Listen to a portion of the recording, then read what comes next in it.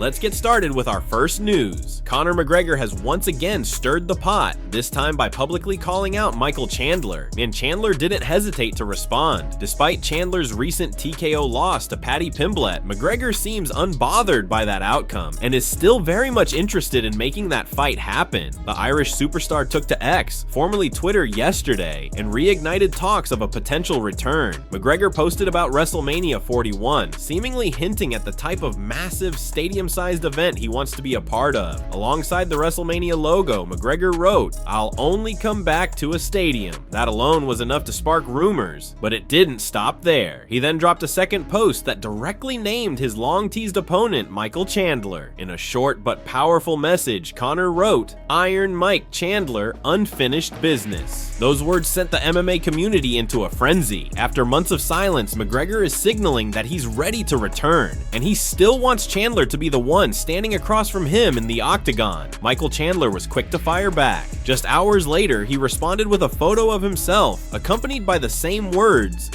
"Unfinished business." It was a clear sign that both fighters are on board and that the fire between them is still very much alive. This fight has been discussed since they coached opposite each other on The Ultimate Fighter, but delays, injuries, and scheduling issues have kept it from materializing. Fans have been eagerly waiting for any sign that the bout might still happen, and this exchange has reignited that excitement. Although many questioned whether McGregor would still be interested in fighting Chandler after Chandler's recent defeat, this latest exchange confirms otherwise. McGregor isn't concerned about records. He's focused on stories, legacy, and spectacle, and the rivalry they built during their TUF season still holds plenty of weight with fans. The question now becomes, when and where will it happen? McGregor has made it clear he wants a stadium. Could we see this fight headline WrestleMania weekend, or possibly a massive international UFC card? The possibilities are endless. One thing's for sure, both McGregor and Chandler are ready, and if the UFC can lock in a date, this might finally be the long-awaited return of the notorious Conor McGregor to the octagon. Now moving on to the second story, Jon Jones has just received a very special gift, and it's from none other than the former president of the United States, Donald Trump.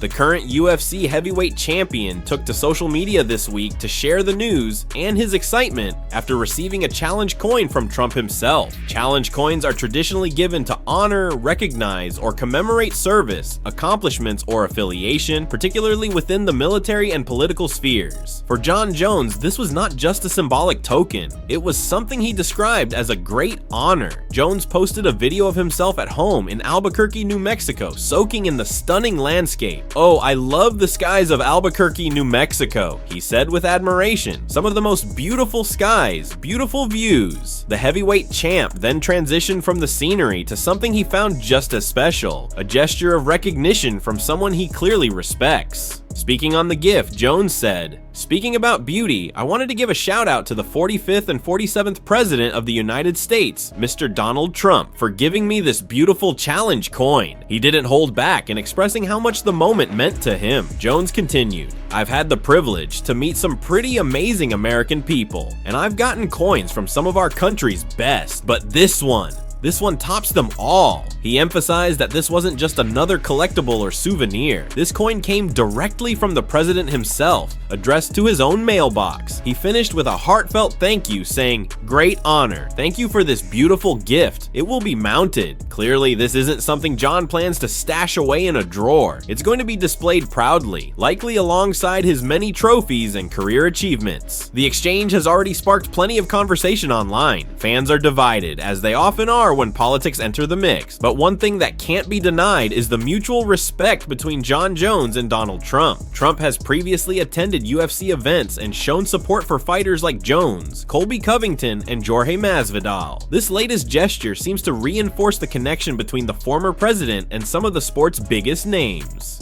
Whether you agree with Trump or not, the fact remains, a sitting or former president of the United States personally acknowledging a UFC fighter is still a rare moment in the sport. And for Jon Jones, who's always seen himself as more than just a fighter, this was clearly a moment of validation and pride. In the world of mixed martial arts, where achievements are usually measured by knockouts and titles, this gift stands out for its symbolism and sentiment. It's not just about fights, it's about impact, recognition, and legacy. Next up, Cory Sandhagen Sandhagen opens up about the role that frustration played in one of the most significant setbacks of his career, his loss to Umar Nurmagomedov. The two faced off last summer, and while Umar walked away with a unanimous decision victory, it turns out there was a lot more going on beneath the surface for Sandhagen during that fight. Now preparing for his upcoming bout against Deiveson Figueiredo at UFC Des Moines next month, Sandhagen spoke candidly to the MMA media, reflecting on what went wrong in that fight against the undefeated Dagestani phenom. The fight with Umar, I feel like frustration lost me that fight a little bit, Sandhagen admitted. I kind of went in with the framework and perspective that he was going to be very hard to hit. Instead of being like, oh, that's something to expect, it frustrated me more because I was like, but I've trained so hard to hit a difficult guy.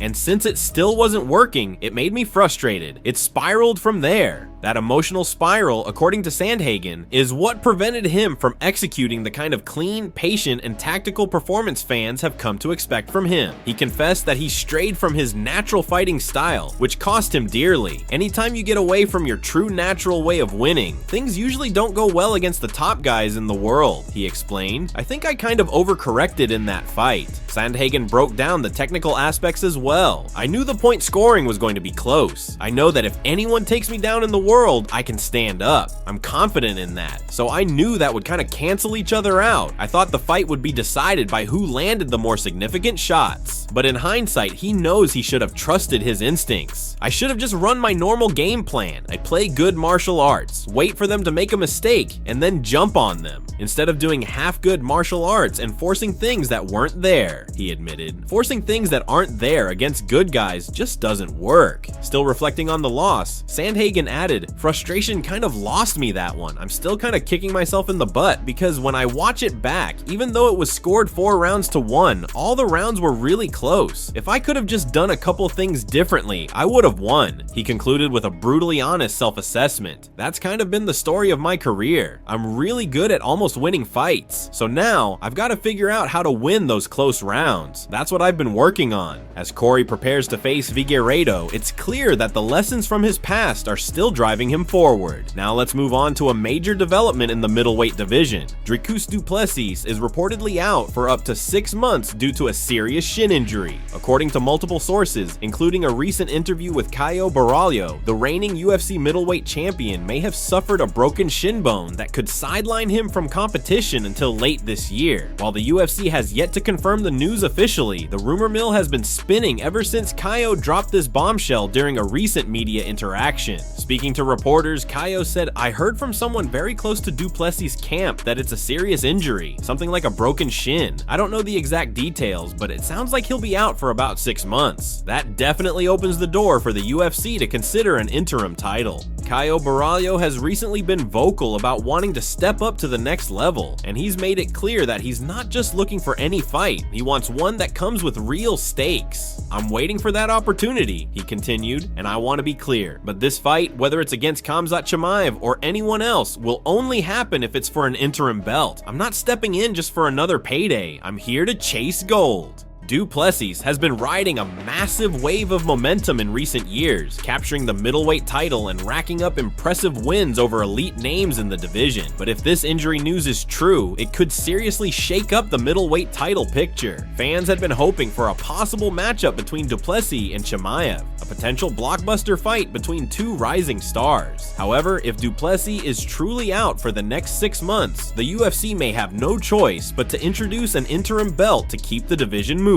And that's exactly what Caio is hoping for. With Du Plessis sidelined, Chimaev versus Caio for the interim title becomes a very real possibility. It's a matchup that not only makes sense on paper, but it would also be a high-stakes bout that gives the winner a clear path to unify the belt when Du Plessis returns. As of now, UFC President Dana White has not commented on Du Plessis' injury or the possibility of an interim title fight, but the fans and fighters are already buzzing. The middleweight division could be heading into a new era of interim warfare, and fighters like Caio Borralho are ready to capitalize on the opportunity. If confirmed, this 6-month absence could mark a significant turning point in Du Plessis' reign and open the door for massive matchups in the second half of the year. Up next, Chael Sonnen says Tom Aspenol will not fight Jon Jones, and the heavyweight title picture may be taking yet another unexpected twist. Following Jon Jones's win over Stipe Miocic and the injury that came shortly after, UFC President Dana White made it pretty clear what the future held. Jon Jones would either return to unify the heavyweight titles by facing Tom Aspenol, the current interim champion, or he would vacate the belt altogether. For a while, it seemed like everything was aligning toward that massive showdown. Even Sonnen himself, who's known for his insider takes and bold predictions, said just a few days ago that Jones versus Aspenol was pretty much a done deal. But now, he's singing a completely different tune. In a recent video on his YouTube channel, Sonnen made headlines by stating that not only will Tom Aspenol not be fighting Jon Jones next, but he also claims Aspenol won't be fighting for the undisputed title at all, at least not anytime soon. According to Sonnen, the current plan is to book Tom Aspenol versus Ciryl Gane for the interim championship, which technically would mean Aspenol is defending rather than unifying the title. This is a major shift in tone, and understandably, fans are confused. Sonnen has a reputation for stirring the pot, and while some of his claims have turned out to be inaccurate in the past, there may be more substance to this one than meets the eye. Jon Jones has made it known that he's interested in a long training camp, possibly as long as 6 months, before facing someone like Aspenol,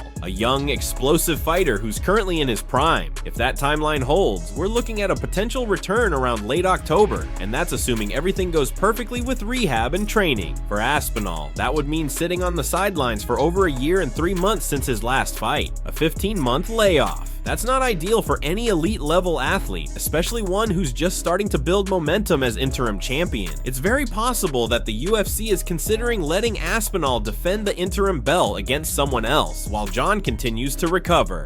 And who better than Ciryl Gane, the former interim champ, who's still one of the most dangerous strikers in the division. So while nothing has been officially confirmed by Dana White or the UFC yet, Sonnen's comments have reignited speculation about the real direction of the heavyweight division. Will we still get the long-awaited Jones versus Aspenol super fight, or is the UFC pivoting to a more active interim title scene while Jon Jones takes his time? One thing's for sure, the heavyweight division is in limbo, and fans are anxiously waiting for clarity on what's next. And finally, Garry responds and goes off on Carlos Praes again. And this rivalry is heating up fast just days before their short notice showdown this Saturday. The tension between Garry and Praes has been growing ever since this fight was announced. Initially, Garry called Carlos Praes a quitter, sparking immediate backlash from the Brazilian welterweight. Praes quickly fired back, brushing off Garry's comments and calling the future boring, dismissing Garry's undefeated streak and claiming he doesn't bring enough action to the cage. Now, Garry has hit back in a big way. In a brand new video posted to his TikTok, Garry didn't hold back. He doubled down on his claim that Praes isn't a real fighter, and he mocked Praes for accepting a headliner slot at the UFC Apex, saying it wasn't worthy of a true contender. With fiery intensity, Garry said, you don't even have to wait till April 26th. I'll say thank you right now. Alab, okay, look at me. I'll say it in English now so you can understand in both languages. Thank you for this opportunity. On the 26th of April, I'm going to smash you. I'm going to finish you, and I'm going to show the world that you are not a true fighter. I was born to fight. I was born to do this. You're just unlucky. It's you, okay? April 26th, I'll see you then, sir. Bring it all. You're going to need every single ounce of luck you can get. That's not the only fire being thrown. Over on the other side, Carlos Praes is staying cool, at least outwardly. In a video filmed for ESPN MMA, Praes was seen at home with his mother, who offered some firm advice to her son ahead of fight night. Sitting at the kitchen table, she leaned in and told him, "Don't give the opponent a chance to play too much. Do you understand? Finish the war quickly, the way mommy likes it, with a perfect finishing touch." It was a moment that instantly went viral, both intense and heartwarming, and one that added a personal touch to the pre-fight story. Praes has earned a reputation for being a finisher, and his stats back that up. So far, none of Praes' UFC fights have made it to the 3rd round. Every time he steps into the octagon, he comes out swinging, and that means fans can expect fireworks when he locks horns with Garry this Saturday. Will Garry silence the critics and continue his undefeated run? Or will Carlos Praes make good on his mother's advice and deliver another devastating finish? We'll find out soon enough. Fight night is just around the corner, and this grudge match is personal.